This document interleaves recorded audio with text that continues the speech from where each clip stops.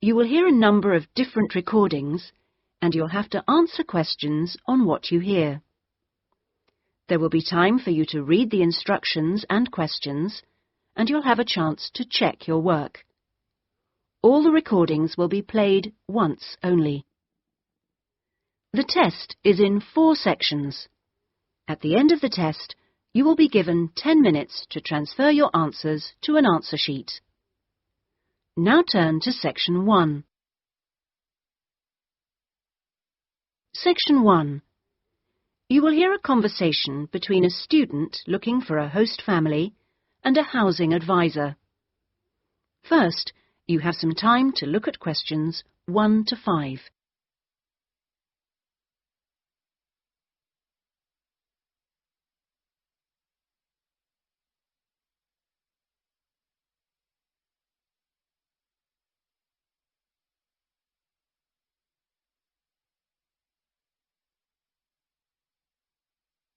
You will see that there is an example which has been done for you.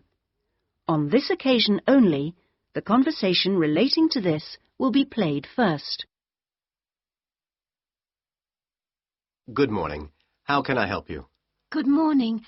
I understand you help fix up students with host families. That's right. Are you interested in... Yes. Well, please sit down and I'll just take a few details. Thank you. Right. Now, what name is it? Jenny Chan. Can you spell that, please? Yes. Jenny-Chan.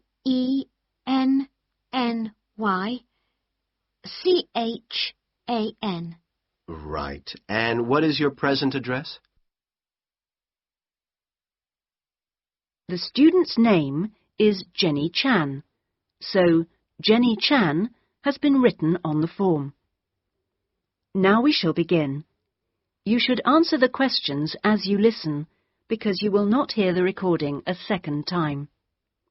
Listen carefully and answer questions 1 to 5. Good morning. How can I help you? Good morning. I understand you help fix up students with host families. That's right. Are you interested in... Yes. Well, please sit down and I'll just take a few details. Thank you. Right. Now, what name is it? Jenny Chan. Can you spell that, please? Yes. Jenny-Chan.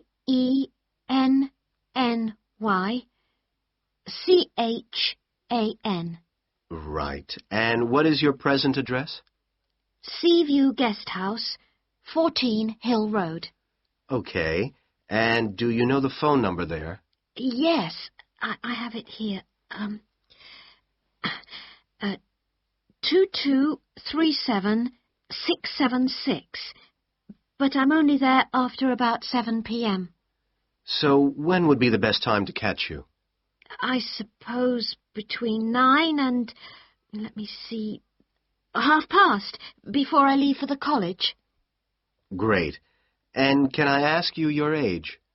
I've just had my 19th birthday. And how long would you want to stay with the host family? I'm planning on staying a year, but at the moment I'm definitely here for 4 months only. I have to get an extension to my permit. You're working on it? Mm. Fine. And what will be your occupation while you're in the UK? Studying English? And what would you say your level of English is? Good, I think. I'd like to say advanced, but my written work is below the level of my spoken, so I suppose it's intermediate. Certainly your spoken English is advanced. Anyway, which area do you think you would prefer? Well, I'm studying right in the centre, but I'd really like to live in the northwest. That shouldn't be a great problem. We usually have lots of families up there. Before you hear the rest of the conversation, you have some time to look at questions 6 to 10.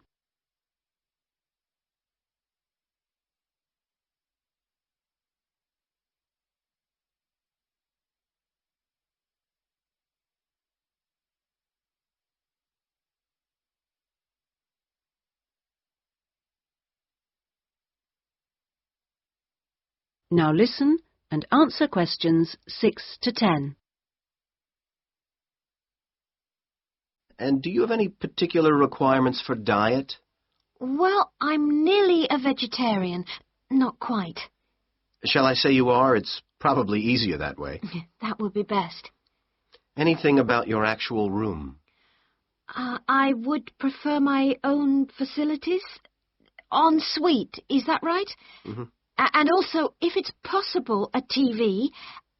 And I'd also like the house to have a real garden, rather than just a yard.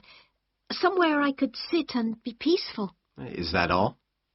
Well, I'm really serious about improving my English, so I'd prefer to be the only guest, if that's possible. No other guests. Yes, you get more practice that way. Anyway, obviously, all this is partly dependent on how much you're willing to pay. What did you have in mind? I was thinking in terms of about 60 to 80 pounds a week, but I'd go up to 100 if it was something special. Well, I don't think we'd have any problems finding something for you. Oh, good. And when would you want it for? I'd like to move in approximately 2 weeks. Let me see. It's the 10th today. So if we go for the Monday, it's the 23rd of March. Yes. Right. Good. And if I could ask one last question. That is the end of section 1. You now have half a minute to check your answers.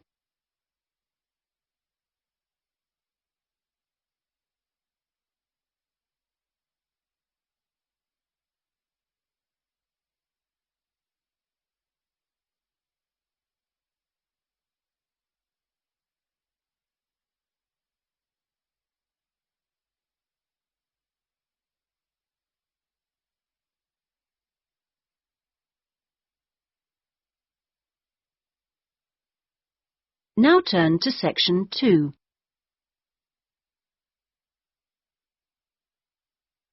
Section 2. You will hear a speech by an official at a meeting of a local football club at the start of a new football season. First, you have some time to look at questions 11 to 17.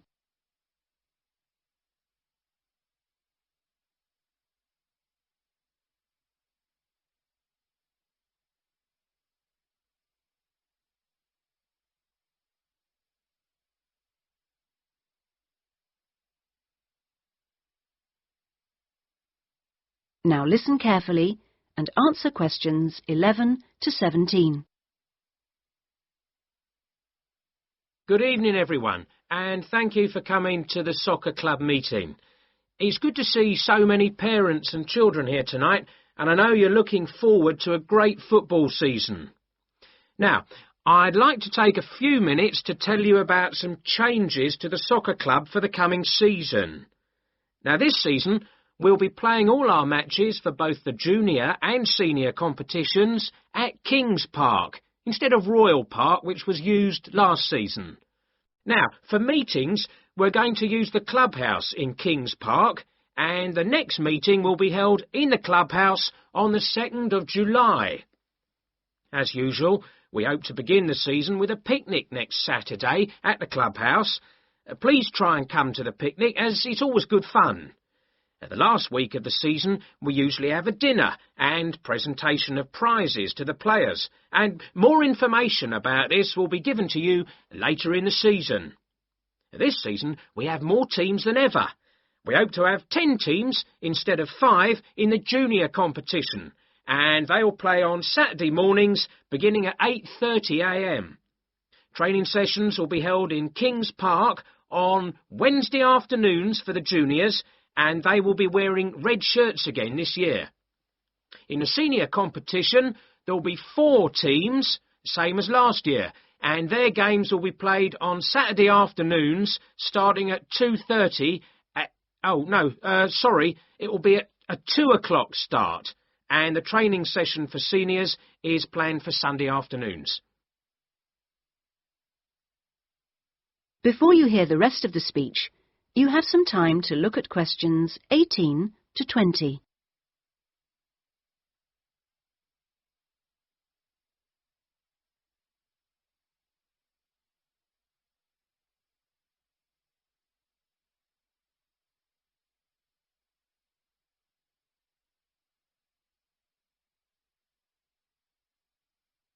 Now listen and answer questions 18 to 20.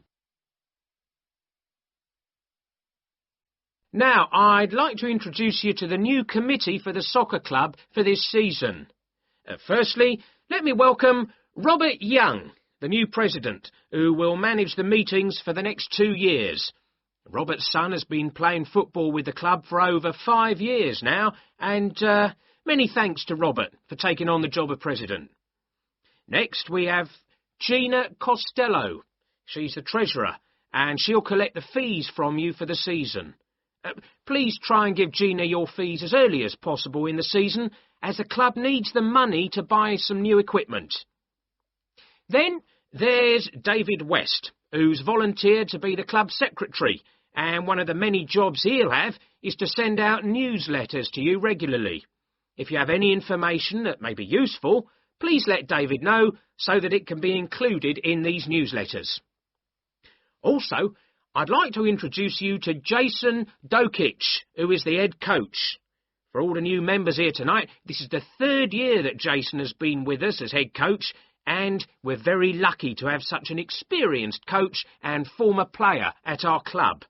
He will continue to supervise the teams at training sessions and on match days. Now, before we finish and have some refreshments, does anyone have any questions they'd like to ask the new committee?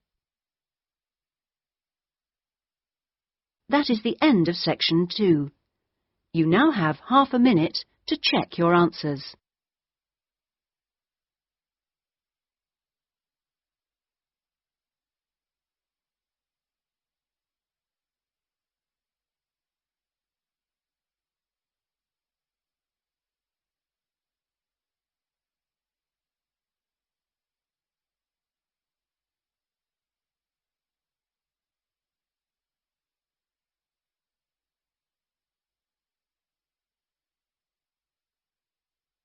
Now turn to section 3.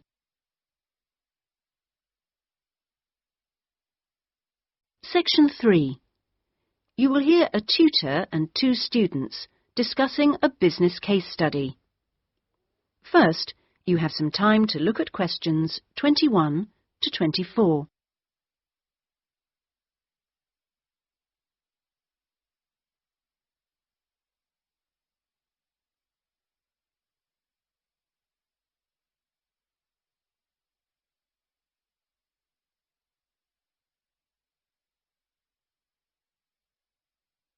Now listen carefully and answer questions 21 to 24.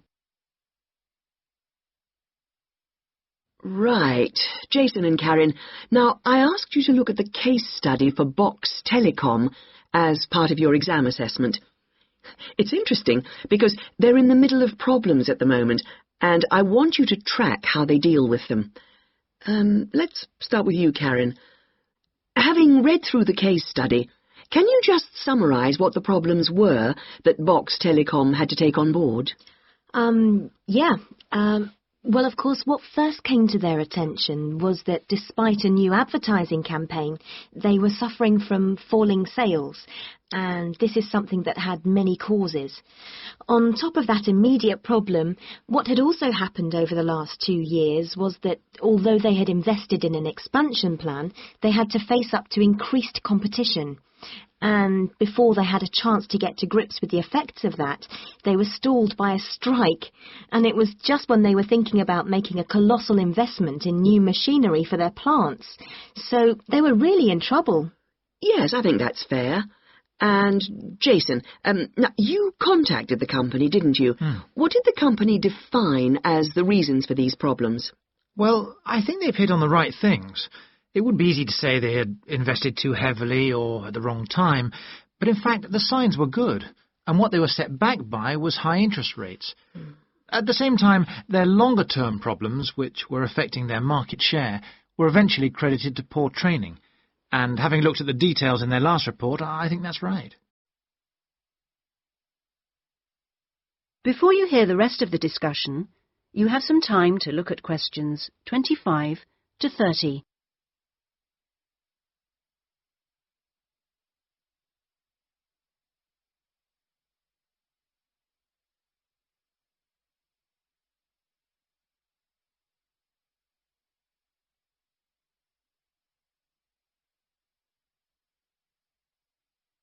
Now listen and answer questions 25 to 30. So, on to the larger issues then. Karen, what do you think the company will do? Well, obviously they have the choice of accepting the very favourable terms that another company, KMG plc, have given them to buy them out. That would mean creating a new company with a new image. Or they could decide on a bolder move and offer some new shares if they wanted.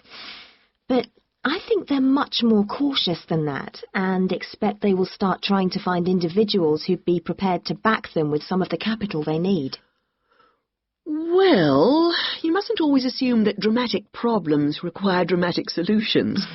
Sometimes there's a simple fix, such as changing the guy at the top. If they truly are cautious, then I suspect they will seek to shut down some of their shops. But a more ambitious approach, and one which I think would have more chance of success, would be to alter how they're running things, the management layers and the processes. So, in your analysis, try to think of all the options. Jason? Yes, it's interesting because I found it a really useful company to study. Its problems cross all types of industries, and it's lucky it's so big. A smaller or even medium-sized company would have gone under by now. Ah, well, in fact, what I want you two to do is to go away when we've finished our discussion today and write a report. We've looked in general at the telecommunications market in the UK over the last few sessions, and I want you to take Box Telecom as an example and suggest some ways in which they might overcome their problems, and outline the reasons why you think as you do. But try and keep it intrinsic to the company rather than dragging in other examples. Is that okay, Karen? Yes, I think I can do that. Personally, I've got great hopes for it. I think it will recover. That advertising campaign they did was very strong, and they're very innovative with their products. They set new trends. The company's got to recover, don't you think, Jason? I'm not sure. I think it can, but it's not a foregone conclusion unless they manage to attract the right level of investment. The company definitely needs a boost, and to attract more highly skilled workers if their recovery is to be long-lasting. When I was talking to the marketing manager, he said to me that he thinks the company had got a great management team. But he would say that, wouldn't he? But they are suffering from having to work with outdated production machinery, and that could cost a lot to put right. Well, personally, I think the stock market is to blame. I think they were expecting too much of the company, and then inevitably it looked bad when it didn't perform. The market should have had more realistic expectations. And I disagree with you about the advertising campaign, Karen. That's where they could do with some innovation to get sales kick-started. Anyway, let's see what you come up with those. That is the end of section 3. You now have half a minute to check your answers.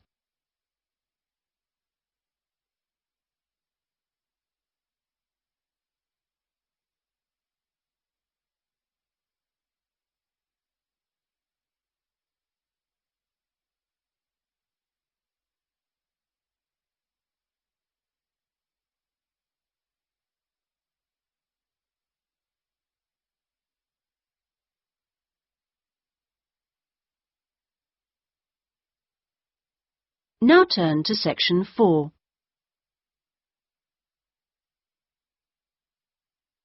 Section 4. You will hear a university librarian giving a talk to new students. First, you have some time to look at questions 31 to 40.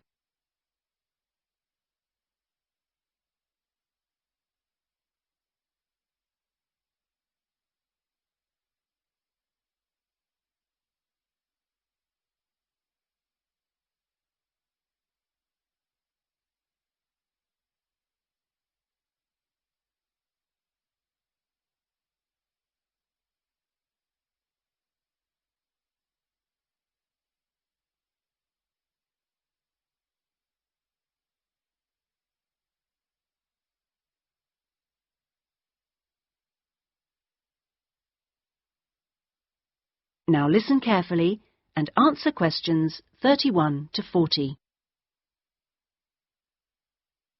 OK, are you all settled? Well, first of all, welcome to Cardiff University. I'm here to explain what we can offer you. Now, as a new student at the university, you will probably need some sort of guidance to help you to use the library effectively to study and research. Some of you have asked about a guided tour, but we find this rather muddles people. So, in this first week, we run a series of talks which focus on different aspects of the library and its resources. You'll also find that to get the most out of the library, you really do need to be computer literate. And so all this term we run small classes which will bring you up to speed on how to access the computer-loaded information. OK, now let me give you an outline of what's available to you. You'll find that the computers are increasingly used as a research tool. Many students do most of their research on the internet, and the library computers are permanently online. Having found what you need, you'll find you can readily save texts on your personal computer space to print off when you need. You might think that it is the fastest way to get information, but the links can be slow. Clearly, you can find lots on there, but much of it is useless information, as it is from highly debatable sources, so be critical. You'll also find that the library has loaded several CD-ROMs onto the computers from specialist reference sources, such as the MLA. It means we can expand what we offer you at very little extra cost and saves us having to invest in more and more books. The CD-ROMs contain exactly the same information as the reference books, as the two are updated together. Now, most of you will need to refer to journal articles in your work, and you'll find you can also access these online, and we encourage you to do so. Clearly, some of you will find the printed version more accessible as it sits on the shelves, but I'm afraid the intention is to phase these out eventually. However, you will still be able to print off a version of the text rather than photocopying the journal pages. So you must get used to working online. Naturally, we do still have the full range of classic reference books, additional to the CD-ROMs for you to use, and there are several copies of each one. This is because some of you may prefer to borrow a book rather than sit in the library. There is a restricted loan time on these, so that they are not missing from the shelves for too long. Although there is a section manager for each part of the library, they are very busy, and so if you do get stuck looking for things, you should ask the relevant cataloguing assistant. As your training supervisor, I just oversee your induction and will not be around after this initial week.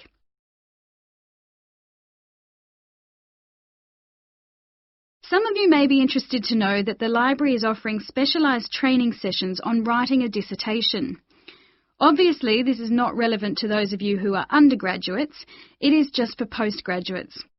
Your department will discuss the planning stage of the dissertation, i.e. what you're going to do with you, and we will focus on the structure of it. However, the training will also include some time on the computers. I realise most of you know how to organise files, but we can show you the different ways to run data programs.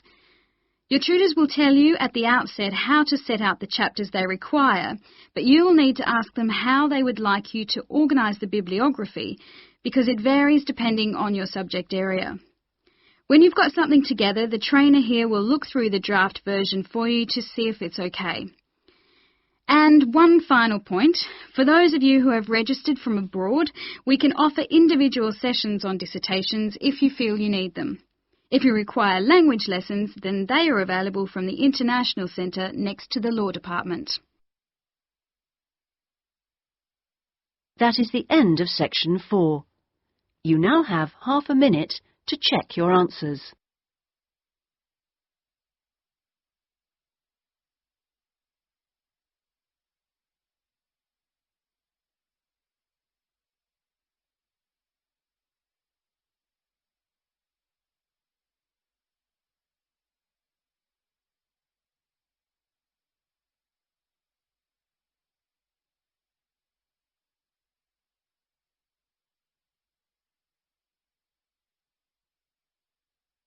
That is the end of the listening test.